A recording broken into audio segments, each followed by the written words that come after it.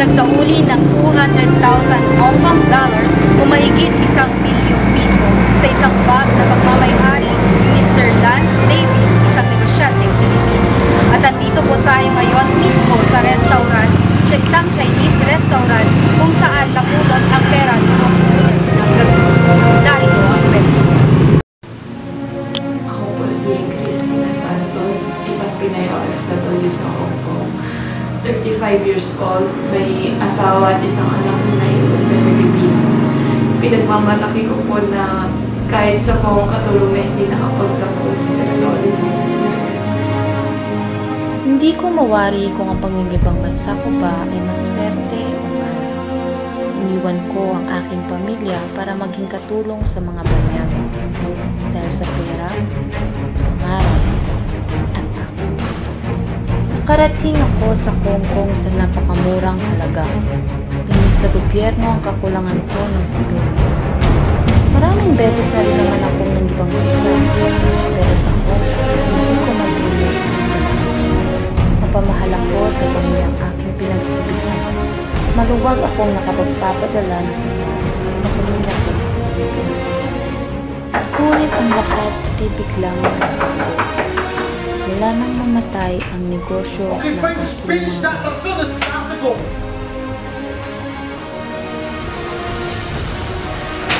Cristina! What is this? Is this a clash? Ew!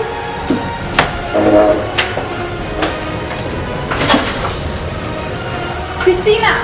Cristina, are you there? How dare you! You useless!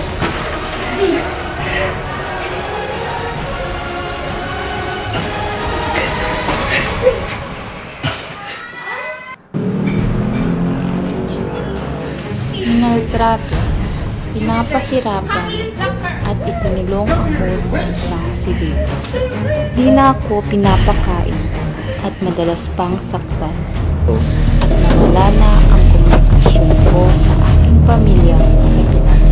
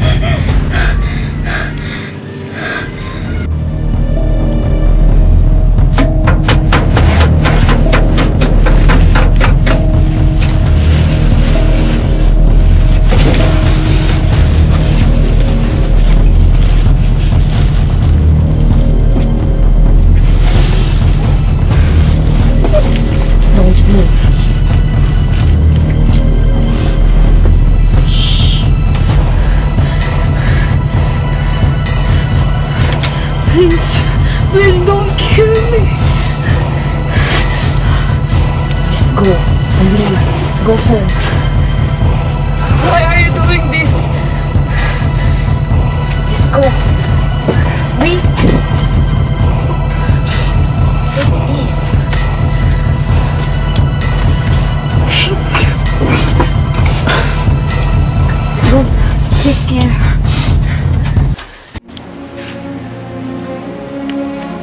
Ang hirap pala talaga ng mga pinagdaanan mo, ano? So, ano yung naging inspirasyon mo sa mga panahong nawawalan ka na ng pag-asa?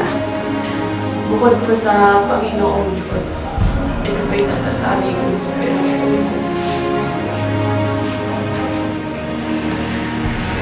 Yung picture po ng pamilya ko po. Sila po yung nagbibigay ng mga kasakit sa pang-araw-araw ng buhay ko sa abroad. And dahil po sa kanila, di po ako nawawalan ng pag-asa kahit na mahirap po yung buhay ko bilang isang OFW. nagpapakatatag po ako para sa kanila. Sa katapatang ipinamalas ay binigyang pabuya si Ginang Santos at tinulungan itong makabalik sa Pilipinas. Sita Del Rivero, Hong Kong. Sa kabila ng masasalimuot na karanasan ko sa ibang bansa, bitbit ko ang pag-asang muling makasama ang aking pamilya at muling masilayan ang sariling bayan. Sa mga panahong naninilbihan ako sa ibang bansa, hindi ko ininda ang pananabik ko sa yakap ng aking pamilya, ang hirap ng trabaho at ang pagmamaltrato.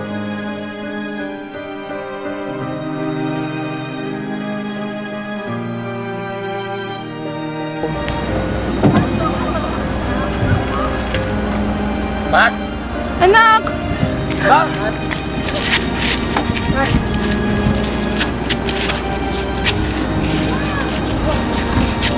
At sa wakas, makikita ko nang maisabuhay muli ang mga ngiti sa larawan pagkatapos ng 2 taong sakripisyo.